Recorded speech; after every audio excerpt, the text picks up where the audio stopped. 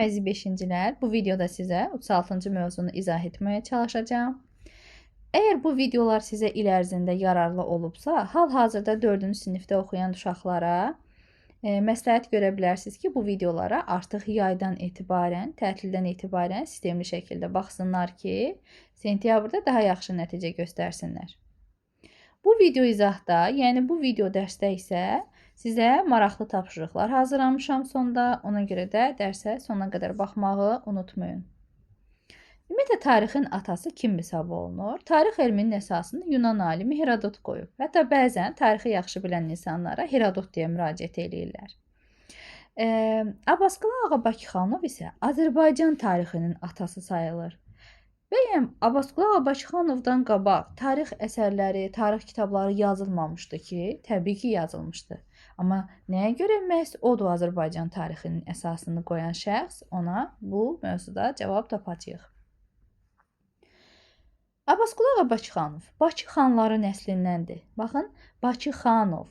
Amma soyadının sonluğunda artıq biz ov görürük. Bu artıq Rus işğalı ilə bağlı idi. Soyadların sonluğundakı yenilik. 1794-cü ildə Bakıda anadan olmuşdu. O, Azərbaycan tarixini qədimdən başlayaraq yaşadığı dövrə qədər ardıcıllıqla yazan ilk tarixçidir. Yəni, onun əsərində hadisələr xronologiya ilə, ardıcıllıqla, sistemli şəkildə və mənbələrlə yazılıb. Ona görə o sayılır tarixin atası Azərbaycanda. O, bəşəriyyətin keçmiş həyatını təcrübə adlandırır. Təcrübə. Hazırki və gələcək həyatı daha yaxşı və səmərəli qurmaq üçün bu təcrübədən istifadə etməyi lazım bilirdi. Bakıxanov tarix elmini tərbiyə və əxlaq məktəbi adlandırırdı. Onu mənəvi elmlərin qiymətlisi hesab edirdi. Bakıxanov yazırdı. Bu elm, yəni tarix elmi, insanı gözəl əxlaqlı və bilikli edir. Ona dolanacaq və yaşayış işlərini öyrədir. Tarix elə bir danışmayan natiqdir ki, sələflərin vəsiyyətlərini bütün təfsilat və tərifləri ilə xələflərə ötürür. Vətən tarixini bilmək isə insanlarda vətənpərvərlik hisslərinin tərbiyə edilməsinə, dostu düşməndən ayırmağa, millət üçün, vətən üçün faydalı və zərərli olanları fərqləndirməyə imkan verir. Baxın, burada sələf və xələf mövzusu var. Sələf özündən qabaq gələndir, xələf isə sonradan gələnlərə deyirlər. Məsələn, mənim əziz xələf uşağım. Belə ifadəni yəqin ki, eşitmisiniz. Abbasqulu Ağa Bakıxanov ərəb və fars dillərini mükəmməl bilmiş. Tiflisdə Qafqaz Baş Hərbi İdarəsində şərq dilləri üzrə təcrübəçi vəzifəsində çalışmışdı.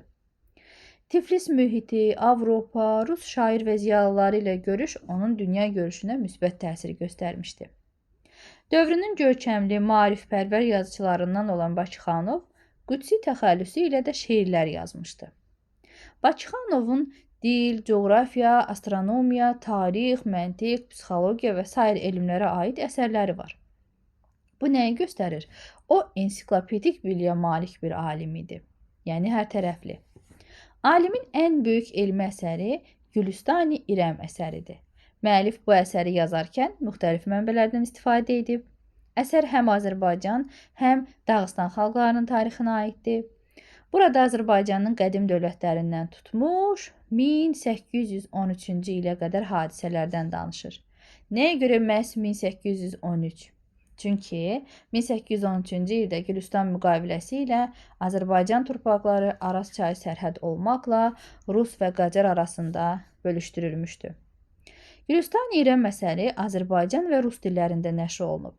Bu əsər qiymətli mənbələrdən biri hesab olunur. Digər əsəri Kəşf-ül Qəraib, coğrafiyaya aiddir. Əsərdə Amerikanın Xristofor Kolumb tərəfindən kəşf olunmasından, bu qitənin vəziyyətindən danışılır. Burada o zamanki Amerika ərazisində yaşayan qəbilələrin ənənə və mərasimlərindən, coğrafi və iqlim şəraitindən də geniş bəhs olunur. Digər əsəri Təhsibül Əxlaq. Bu əsərdə əsas məqsəd gəncləri pis əməllərdən çəkindirmək, onlarda nəcib və gözəl əxlaqi normaları tərbiyələndirməkdən ibarət idi. Bakıxanov bir müəllim kimi faydalı məsləhət və nəsihətləri ilə gəncləri düz yola dəvət edir, doğruluq, ədalət, mərdlik kimi keyfiyyətləri təbliğ edirdi.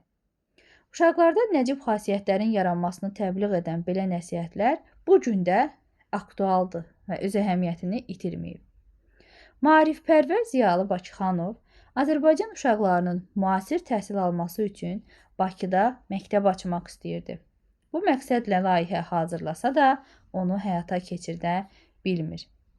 Ömrünün sonlarına yaxın şərq ölkələrini səyahət etməyə başlayan Bakıxanov 1846-cı ildə Mədinə ilə Məkkə arasında vəfat edir. Elə orada da dəfn olunur. Onun haqqında sənədli bədii film çəkilmiş, Bakının qəsəbələrindən birinə onun adı verilmişdi. Bakıxanov qəsəbəsində və Qubada ona heykəllər qoyulmuşdur. Azərbaycan Elmlər Akademiyasının Tarix və Etnologiya İnstitutu Abbasqulu Ağa Bakıxanovun adını daşıyır. O, Bakıda müsəlman dünyəvi təhsil məktəbi açmaq istəyirdi. Dünyəvi təhsil, yəni dini yox, dünyəvi təhsil məktəbi açmaq istəyirdi. Hətta hazırladığı layihəni 1832-ci ildə tərtib edir və Qafqazın o zamanki canişini Rozenə göndərir. Lakin bu layihə yerli millətlərə, onların mədəniyyətinə pis münasibət bəsləyən General Rozen tərəfindən etinasız qarşılanır və onun şəxsi arxivində yatıb qalır. Yəni bu sənəd, bu layihə reallaşmır. Abbasqulu Ağa Bakıxanovun tərtib etdiyi müsəlman məktəbi təsis edilməsinin layihəsi hazırda Moskvada Dövlət Tarix Muzeyinin Baron Rozen fondunda saxlanılır. Mətni oxuyaq, boşluqları dolduraq. Bunu istəyirsinizsə görüntünü alın ekranın. Özünüz boşluqları doldurun. Bakı xanları nəslindən olan Abbasqulu Ağa Bakıxanov harda anadan olmuşdu? Bakıda. O, Azərbaycan tarixini qədim keçmişdən başlayaraq neçənci ilə qədər yazıb? 1813-cü ilə qədər yazıb. Alimin ən böyük elmi əsəri hansıdır? Gülüstani İrəm. Hansı ki, burada Azərbaycan və Dağıstanın tarixinə aid məlumatlar var. Daha sonra Gülüstani İrəm əsəri həm də rus dilində nəşr olunub, qiymətli mənbələrdən biridir. Digərinə keçək. Abbasqulu Ağa Bakıxanov Qudsi təxəllüsü ilə şeirlər yazmışdı. O, ensiklopedik biliyə malik idi. Ömrünün sonlarına yaxın Məkkəni, Mədinəni, ümumiyyətlə şərq ölkələrini səyahətə çıxmışdı. Bunu özünüz doldura bilərsiniz. Bu çox sadədir. Eyni zamanda digərini də burada baxaq. Azərbaycan tarixinin atası hesab olunur. Bəşəriyyətin keçmiş həyatını nə adlandırırdı? Təcrübə adlandırırdı. Hansı əsərində Amerikanın kəşfindən danışılırdı? Kəşfül Qəraib əsərində. Və s. Ümid edirəm ki, bu dərs sizin üçün yararlıdır. Baxın, burada crossword kimi də bir şey hazırlamışam sizin üçün. Bakıxanovun anadan olduğu şəhər, Bakı şəhəri, Amerikanın kəşfindən bəhs olunan əsər Kəşfül Qəraib. Yenə də deyirəm, bunun ekranının görüntüsünü alın, özünüz tapmağa çalışın. Eyni zamanda burada da Bakıxanov hansı dilləri bilirdi? Rus dilini bilirdi, şərq dillərini bilirdi. Keçmiş həyatı təcrübə adlandırırdı. Nə üçün? O, çünki bilirdi ki, tarix elmini öyrənən insanlar o tarixdən təcrübə götürüb təkrar səhv eləməyəcək. Və tarixini bilən şəxs düşmənini tanıyar, tarixini bilən şəxs vətənpərvər şəxs kimi yetişər. Gülüstan İrəm əsəri nə üçün qiymətlidir? Çünki qədim dövrlərdən 1813-cü ilə qədər Azərbaycan tarixini qeyd edib. Elə nə üçün Azərbaycan tarixinin atasıdır? Məhz o Gülüstan İrəmi əsərinə görə. Onun yaradıcılığını necə qiymətləndirirsiniz? Burada, məsələn, biz nə gördük? O, hətta Azərbaycan xalqının daha yaxşı təhsil almaq üçün dünyəvi təhsillə bağlı layihə irəli sürmüşdü. Çox təəssüf ki, o vaxtki canişin bunu qəbul etməmişdi. O, eyni zamanda Təhsübül Əxlaq əsərində də gənclərə gözəl nəsihətlər vermişdi. Ümid edirəm ki, dərs sizin üçün yararlı oldu.